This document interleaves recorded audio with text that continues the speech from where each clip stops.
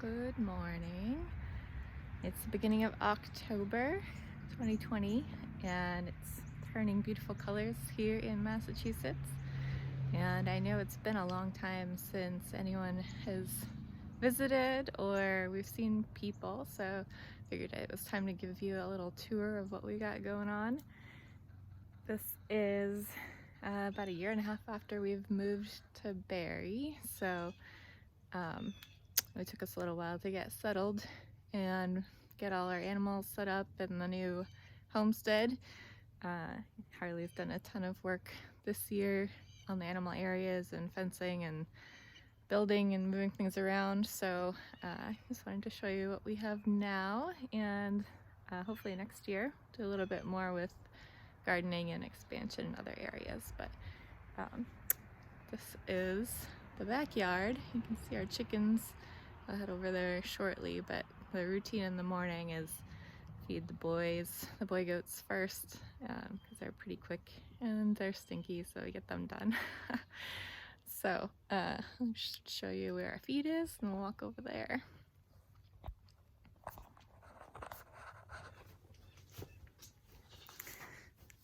So we've got beet pulp, nice warm beet pulp that's been soaked in hot water. I get a little alfalfa and a little sunflower with some minerals mixed in, and hay. So we're gonna grab some hay and walk up that way.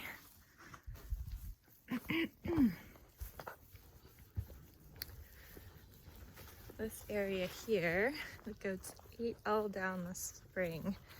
There's zero sumac left. It's basically dirt and has all grown back this summer as we've had them moved to a new area. So we'll put them back there in the winter and they'll eat it all down again. There's the boys. Morning. They are in full rut right now, which is why they're constantly at each other. Marvel is this whitish one. And Galaxy is this blackish one. Marvel is 7 this year. He's made a lot of babies in his time. He's a mini Saanen, so mom was a full Saanen, dad was a Nigerian dwarf. So he's a mid-sized goat, which we really like. Very handsome. He's polled, so naturally no horns, which we also really like. And he's got blue eyes, which is just kind of awesome and fun. So yeah, we've used him a lot, and I have 2 of his daughters who will meet shortly. Hi, handsome. And one of his granddaughters, I believe. Might be his great-granddaughter, actually. Wow, you're an old man. And Galaxy is also a cross between actually a sable, which is a colored Saanen. So his mom was a sable, who basically is black and white, sort of like him without those spots. And his dad was a Nigerian dwarf also. So that's where all those little moon spots come in. You're such a ham. You are. I'm waiting for their beet pulp.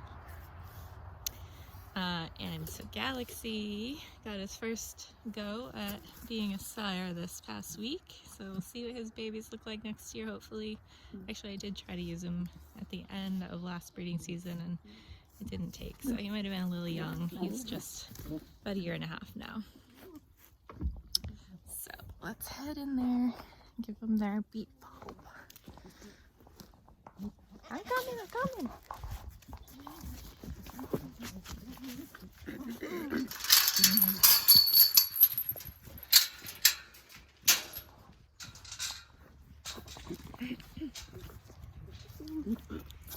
Hang on, let's dump this out.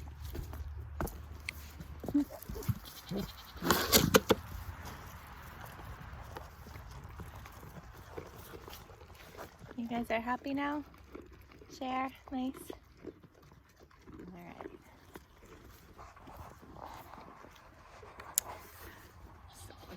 water while I'm in here.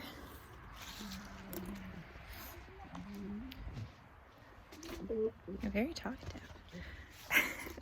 Especially during rut, they have a lot to say to each other. And just in general. The Nigerian dwarf that they're crossed with. Most of you have probably seen those, a really popular mini goat. They are known for a really high butterfat content, so our milk is really creamy. And they're a pretty smart, active little goat. We used to have a couple of Nigerian dwarf wethers, which are neutered males, and they got out of the fence a lot. Pretty agile, kind of talkative, and obviously the females are the ones who make milk. We didn't have those, but when we decided we wanted to get into milk, I wanted to get into milk, we researched the breed a little bit and found that they actually don't make that much milk. It would take a while to build up enough milk supply from one goat, or you'd have to have a lot of goats. So we went with a larger breed, which is where the Saanen came in. And the Saanen is the largest dairy goat breed. Usually all white. They make a lot of milk, so around a gallon a day. Some high producers make a lot more than that, but that's about the average for a Saanen doe in milk. So half a gallon in the morning, half a gallon at night. And Violet, you'll meet in a minute, was our first dairy goat.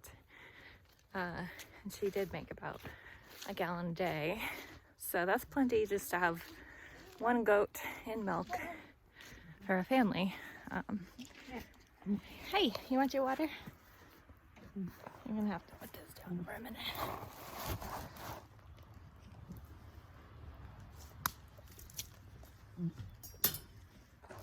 Okay, there. So that's great. A gallon a day for drinking, making a little bit of cheese, making a little bit of soap. But you can't really just have one goat. So, of course, we had two does to stay together. And 2 gallons a day, quite a bit. And the other thing with Saanens is that their butterfat content of their milk is pretty low. It's around 2 to 3%. So probably the lowest butterfat content of all dairy goats.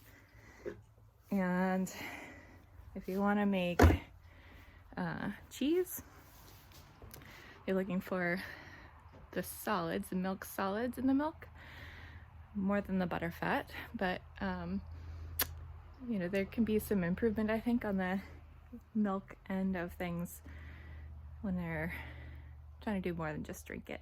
Drinking it also, you know, if you like the more skimmed milk, Saanen milk is great. It's very mild. Nigerian milk, obviously very creamy. They have more like a 7 to 8% butterfat content on average. That depends a lot on what you feed the goats too. So we feed organic. I'll show you what the girls eat in just a minute. So anyway, we thought crossing those two breeds would yield some really nice milk. So higher volume than a Nigerian and higher butterfat content than a Saanen. And they're also a really nice size, right in the middle. Not tiny, not huge. They don't eat as much as a Saanen. Saanens require a lot of food because they're so big and they make so much milk. And they're a really high producing goat, so that means they convert almost all their feed into milk. Nigerians are a little more hardy as far as keeping weight on. They get chubby pretty easily, actually. So we found that the mini Saanen is a really good fit for us. Here are the girls. Hi, ladies. This is their summer home. We've actually moved them a couple times this summer. Morning. So this is where they ended up this fall. This is Violet. Hi, Violet. So we've been clearing a lot of brush this year. This is Rose. Hi, Rosie. And the Moon. This is Kalina's goat. And Snowflake. She's the one I kept this year. I've always wanted a polled, blue-eyed doe. And here she is. Violet's her mom. Violet is Rose's mom too. Alright, we got your green. And Moon is a couple generations out, so Violet's daughter Jasmine, who was a mini Saanen. We bred her to another mini Saanen and had Lily. Some of you may remember Lily. We had her for a couple years. And then the year before last, bred Lily to a different mini Saanen and ended up with Moon, who Kalina fell in love with. She's got moon spots. And we're sort of on an environmental, natural name theme. So that's what she named her with. So this is what we feed the girls. This is New Country organic milled grains for goats. We like New Country because it is soy free, which is pretty hard to find in a livestock feed. And I've chosen not to feed soy, especially to our dairy animals and our egg layers. There are phytoestrogens associated with soy, which can be problematic, especially when it's transferred through the female reproductive system, which definitely milk and eggs are. We can get into that more later, but don't feed any soy, especially to dairy and egg producers. You're hungry, I know. So these guys, most of them, well, half of them are not making milk right now, so they don't need that much green. They get hay and they get some beet pulp mixed with alfalfa, sunflower seeds, a little bit of that green, and minerals. Used to feed free choice minerals, but it would get weathered out in the rain and it can lose a lot of content that way, and we haven't really found a good way to keep the minerals out and keep them fresh. So I just put it in their food, which doesn't help regulate how much they're each getting, but at least I know they're getting some. Goats do require minerals. They need copper in their diets.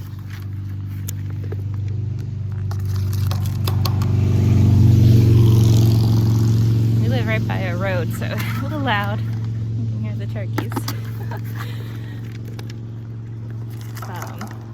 And some other minerals that tend to be deficient in the soils in New England, so we supplement with that.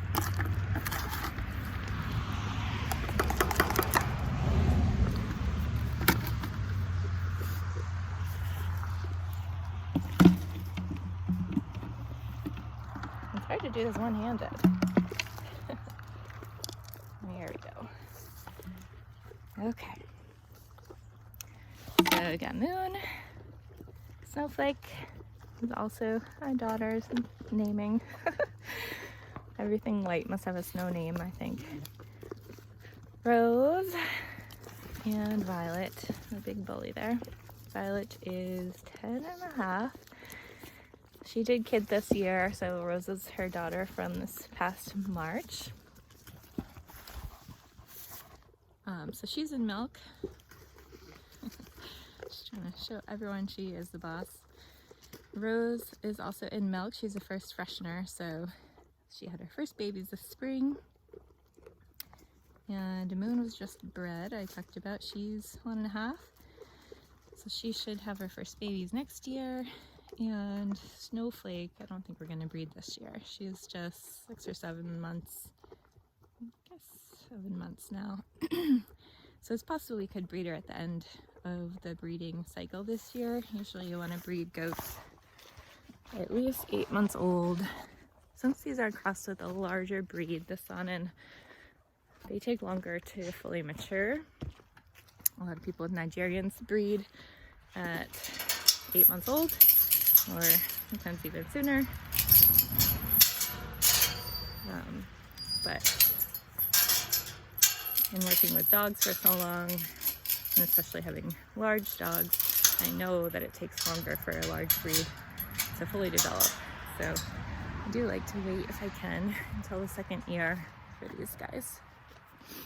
So we're gonna milk Rose. She's already up on the stand. She's just getting some of that milled grains while we do that. So she's down to once a day milking. Here's our udder, which I think is pretty nice. Her mom's udder is not very nice, but we like her anyway.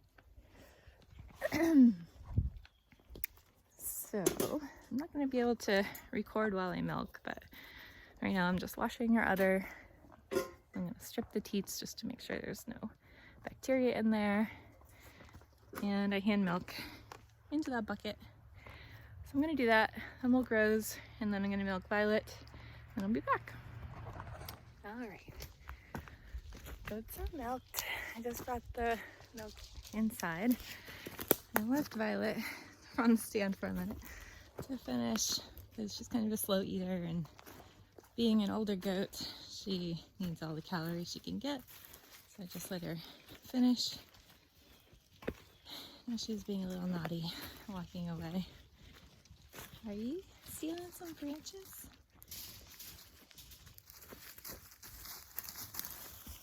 Come on back in, girl. Oh, there she goes. Just gotta get a few more bites. Come on, girlie.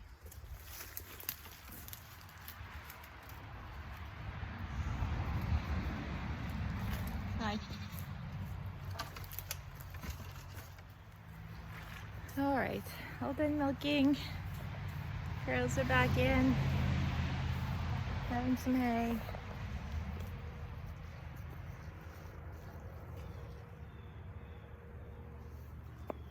This is the baby. She's still pretty playful. Right? Yeah. So, I wanted to show you around their pen a little bit. Like I said, we live right by a road, a pretty busy road, even though we're in the country. And this area has grown up a little bit in the past years. Gonna help me. So there's a lot of brush, and this is why we moved them to this area. There's some open area that we wanted to clear out for our garden. But also the brush by the road we wanted them to eat down, which they've done a really great job at. But what we found when we saw what was under all that brush is pretty disturbing. And there's a lot of trash. I don't know if you can see it, but things like this.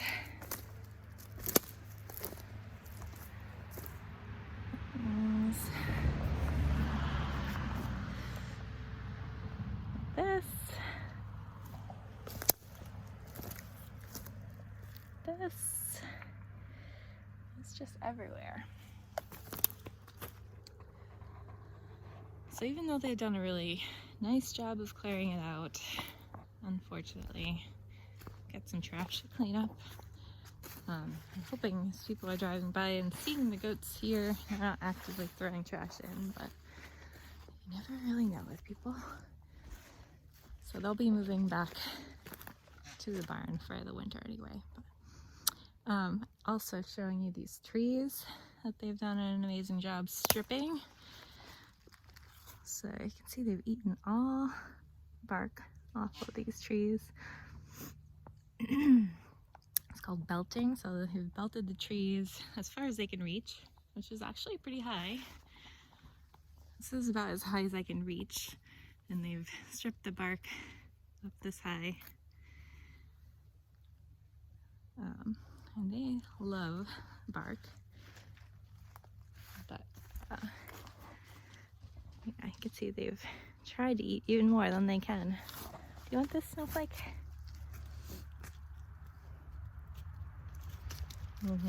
Everybody wants a piece. Hi.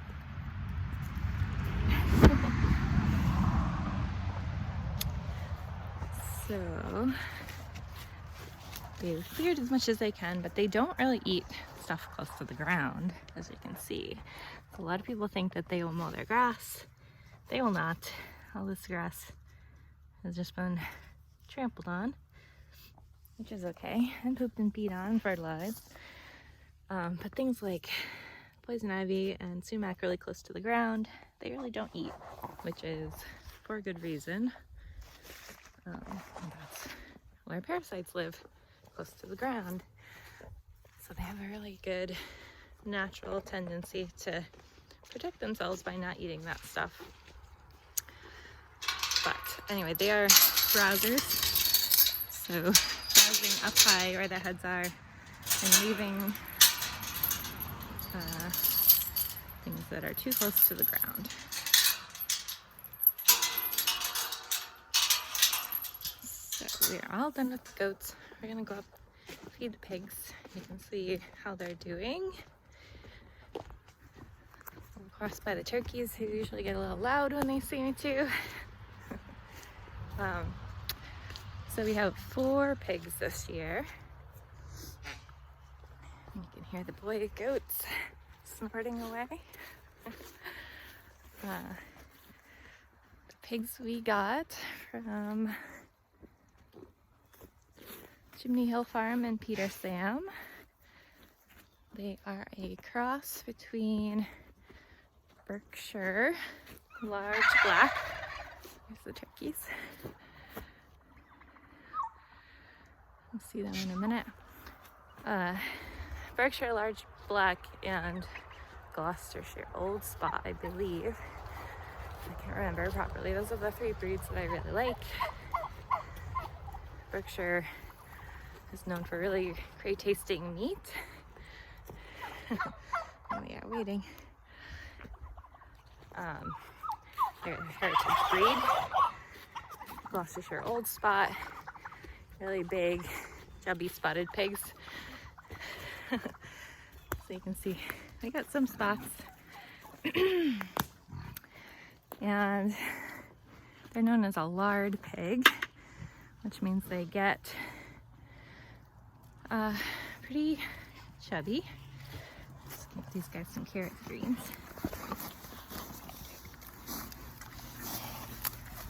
We love greens. People don't think that animals, pigs anyway, like greens, but they actually like it even better than a grain, I think. I put some greens in here and they go bananas. Because as you can see, they've eaten everything else in here. So green stuff is a luxury. So these are organic carrot green tops from our CSA carrots from Many Hands Organic Farm in Barrie. They love Saturday mornings because they get the carrot greens and anything else that's left over. Got these radish greens too that I'm gonna give them. There you go.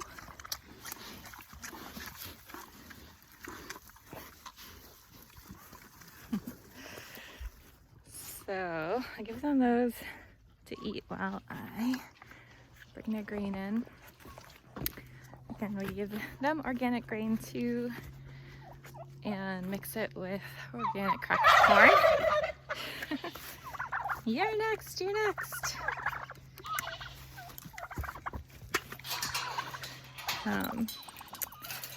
And we mix it with our own milk.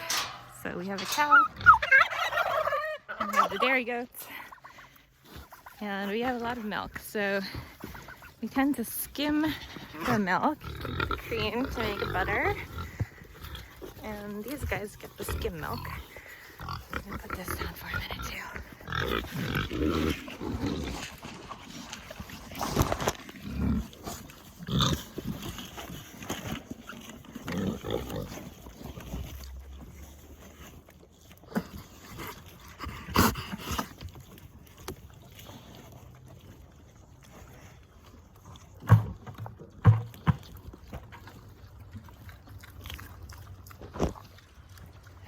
It's really hard to do this one-handed.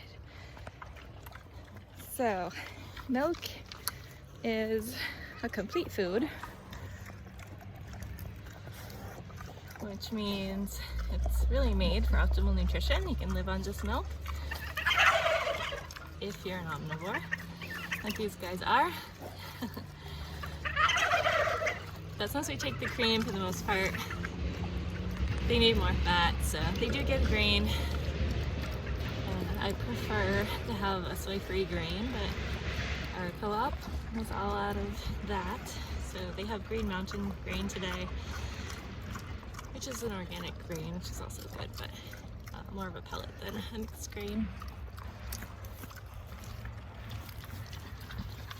Hey there, mister. Mister's from a different breeder. We got him a little bit late. He has some Duroc in him, maybe? A little bit of a different shape, but also spotted and adorable. These two actually have some Idaho pasture pig in them, which is why their snout is a little bit shorter. They're meant to graze on the grass. Oh, and she's being bossy.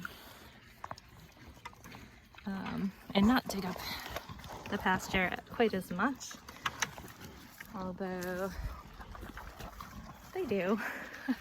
They like to root around just as the others do.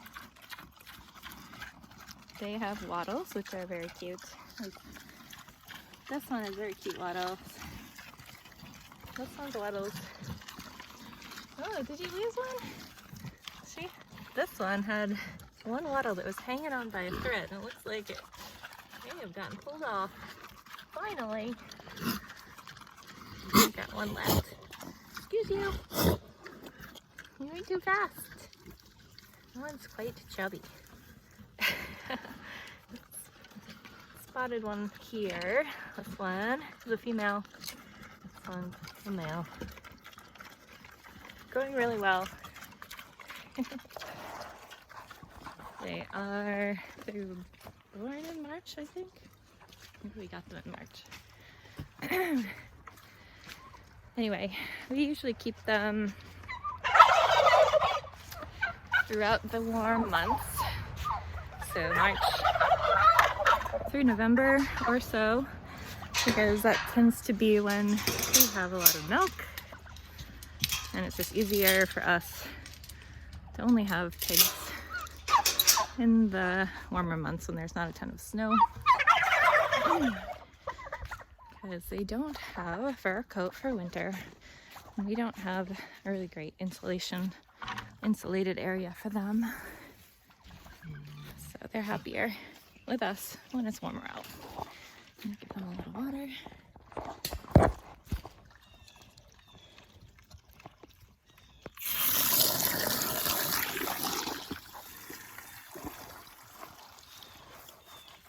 While that's filling, go visit the turkeys. We do our own slaughter and processing for everybody but the cows, since cows are so big. So we process the pigs here at home when it starts to get cold enough that we can hang them in the shed. without worrying about the temperature getting too warm and spoiling the meat. So we really have to watch the calendar, watch the weather, and plan ahead when it's that time. So we don't actually have a date when they'll be leaving us until it's the week before usually. This is the turkey area where they can come in at night, although they don't usually. I need to bring some more feed up for them, but I'll do that in a little bit. I'll go in and check in here.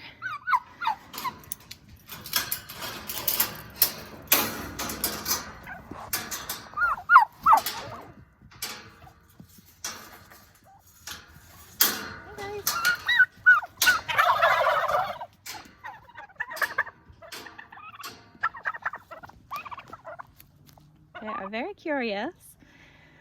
This one is a Narragansett, so it's a heritage breed turkey. We also have some standard bronze. So this handsome guy here, right next to a hen. These are standard bronze. So the standard bronze is a breed that was developed for commercial use, but not developed to the point where they had those really broad breasts that you see in a lot of, or most of, commercial turkeys that you would find in the store and even locally, because the broad breasted get so huge and people love turkey breasts that they bred them that way, and they can no longer reproduce naturally, which is a problem for us because we want to try to be sustainable, or as much as possible, which means having our own breeding stock. And in order for that to work, they have to be able to reproduce. So we tried these two breeds this year. Narragansett is known to be really good mothers. They set on their eggs in the spring. They take care of their babies. They're fertile. And they grow just as big as these standard bronze. So we tried half and half this year. I think we ended up with about 15 total turkeys that made it past the first couple of weeks. When they're babies, they're pretty fragile, fairly high mortality rate. But these birds are looking good. So we got them, I want to say April or May. So they do need to grow longer than a broad-breasted variety.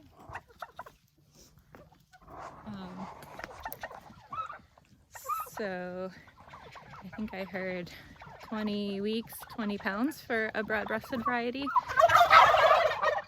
They're appalled at that. These guys, oh, their water is full. Are you following me? These guys will stay around for 7 or 8 months. And then we'll pick the best looking, so it could be the biggest or just the healthiest tom to keep over winter, and 2 hens. So he'll have a couple girlfriends to lay eggs in the spring, and we'll see how that goes. We've tried that before with the standard bronze, and although they did lay eggs and set on them, we didn't have any successful hatches. So I'm not sure what went on there, if they weren't fertile. Sometimes the tom can get too big for the hens, so we gotta watch that. Sometimes it can be a nutrition problem, or just that they're somewhat of a commercial breed and don't have the same instincts that heritage breeds do, so maybe some setting problems. But we'll see, and hopefully we'll keep at least 1 Narragansett hen, if not 2, and I'm not sure about who we'll keep for boy yet, just to see if the Narragansetts do have better luck setting and taking care of their babies. So that's an exciting project for us. I'm gonna go feed the chickens or check on them, and then we're gonna go do the cows. So, I'll be back. Okay, back to the chickens. We got variety this year because we got the chicken catalog. And starting from scratch this year, we didn't get chickens last year because we were moving. So we let the kids pick these guys. They're in a mobile chicken director type operation. Hi, chickens.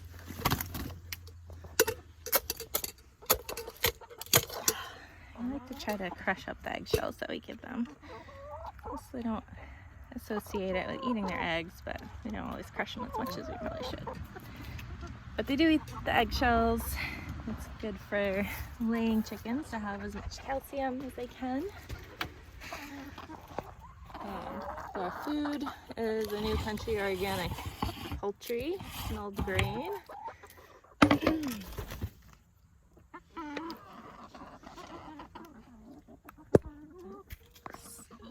Just gonna fill up their feeder. But they eat all of our scraps from the kitchen. If we have big scraps, they go to the pigs, but chickens get all the small ones.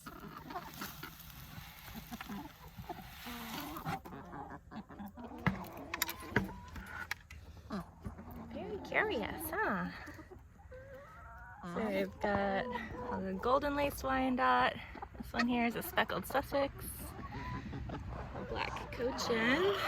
Beautiful with the feathered feet. Buff Orpington.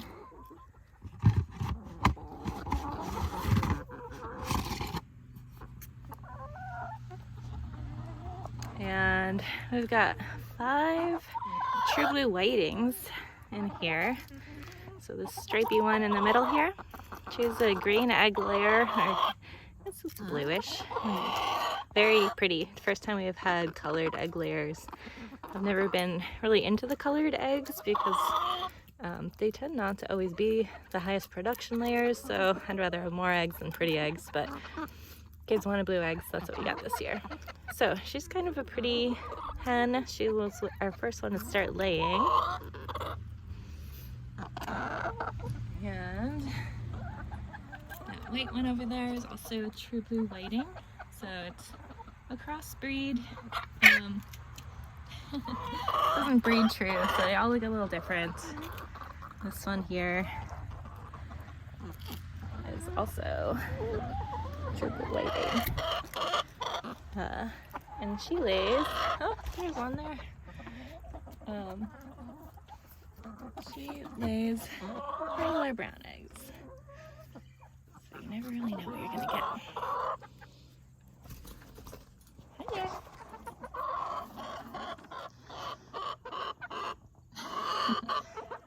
And funny thing about chickens, you can usually tell what color eggs they lay by the color of their ears. This one has yellow ears, those areas right behind her eyes. Those are her ears. And let's see if we can see. Can you see this one? She's got greenish blue ears, which is very cool. You might not be able to see. Can you see your ears?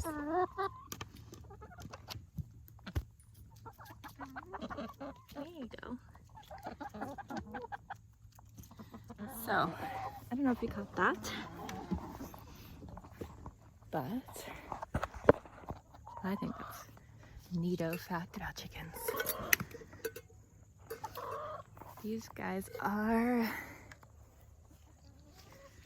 see, 26 weeks, I think. They turned 20 weeks old August 31st, which is the day they should have all started laying. Between 16 weeks, 20 weeks old is usually when hens start to lay eggs. So we were counting down the days. Nothing happened. Finally got a couple of chickens starting to lay in September. And just this week, a couple more. So I think we have 13 hens in there. And only a 4 or 5 layers. So they're a little behind. I'm not sure what's going on with them this year. Hopefully they kick it up a notch. Usually chickens will slow down or stop their egg production when days get shorter because they need light in order to process nutrients to turn them into eggs. So if you're not artificially lighting them, which we aren't right now, the days in the fall are starting to get shorter, obviously. So less light means fewer nutrients, fewer eggs. So I don't know if they'll kick it up and lay until it gets to be really dark, or some will lay through the winter. But we'll see. I'm gonna go grab my milking stuff for the cows and we'll go see them. All right, our cows are across the street. I have 2 right now. This is their pasture over here. They are in the barn at night. So we have 1 dairy cow, Shine, who is my light. I was telling you are very attracted to an animal because you smile when you talk about them. I learned that when I was training dogs. You can always tell there's a connection between a person and an animal when they say their name and talk about them, they smile. So I smile when I talk about Shine because she's special to me. This is our first cow. She is a Jersey crossed with a milking shorthorn. We got her from a Craigslist ad 7 years ago. Alright, so it'll be 7 years in January, but I think she was born October 1st, so she just turned 7. We got her when she was 3 months old from a woman who, she was a farm woman who needed a project, so she said, I'll raise a calf. So she got her from a dairy that didn't need as many calves as they got. And she bottle raised her, so we lucked out that she was bottle raised and really friendly to people. She was raised on milk replacer and only for 3 months. So that wouldn't have been an ideal situation nutrition-wise, because obviously the longer on milk, the better for nutrition and growth. But 3 months is the minimum. She got that, and she was on replacer, which does have all the vital nutrients. But since we're into nutrition, not as good as fresh, raw, real stuff, which is what we raise our calves on. Our calves get her milk. Sometimes we bottle raise them. Sometimes we let them nurse. Right now, Shine has an 11-month-old heifer calf who's still nursing on her during the day. We separate them at night, so they come into the barn and get their own stalls for the night, so that I can milk Shine in the morning. So she builds up her milk overnight.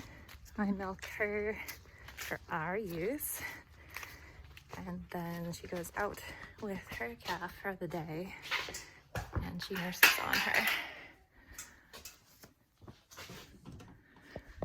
So I don't milk Shine at night because she's empty. She's been with her baby all day. Here she is. Hi, Shiny. Good morning. How are you? And this is Midnight. Midnight is crossed with an Angus, a black Angus. So she will be for beef. She has a pretty good setup for now. Shine, you're hungry, aren't you? Look at your food. So Shine gets beet pulp, just like the goats do, nice warm soaked beet pulp with alfalfa for protein, calcium, that helps milk production, and sunflower seeds, which help with some essential nutrients, and that helps to boost her butterfat content.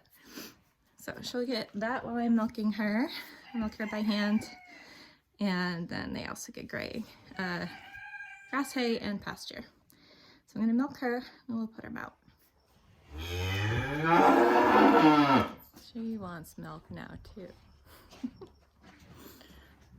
All right, so milking's done. Takes about 10 minutes. Shine is giving about 2 gallons of milk per day. Now she's ready to go outside. Morning. Outside, please. I like snuggles. There she goes. I'm gonna go outside.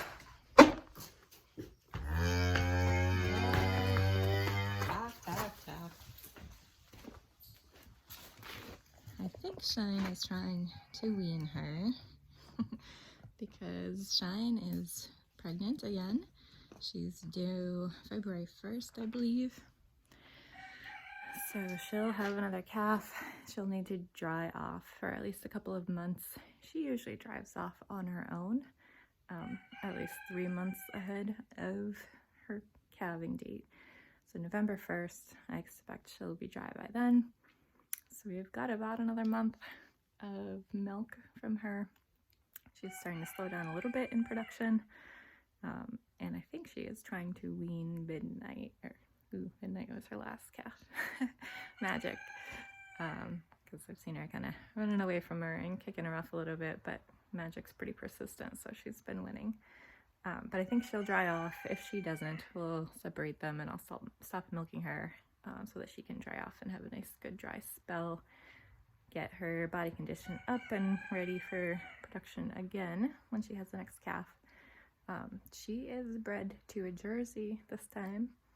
Her first calf, way back when, we bred her to a Jersey. She had a little heifer calf who was adorable. We were not ready to have 2 cows and milk, so we sold her to a family who did want a milking cow. And since then, she's had 3 Angus cross calves for beef. This year, the person that we use for AI was not available because of the pandemic. So we asked a friend at Robinson Farm. Ray Robinson came and AI'd her, and he had dairy straws available. So she's bred to a Jersey, which means we have the potential to have a little dairy heifer calf. So we'll have to decide if it is a heifer, if we'll want to take on a second dairy cow. Shine's 7, so she's probably got a handful more years with us. And it takes a couple of years at least for a new calf to be ready to have a replacement cow or come into milk. So I'll see. If it's a bull calf, we'll raise them for beef, keep them just like we have our other calves.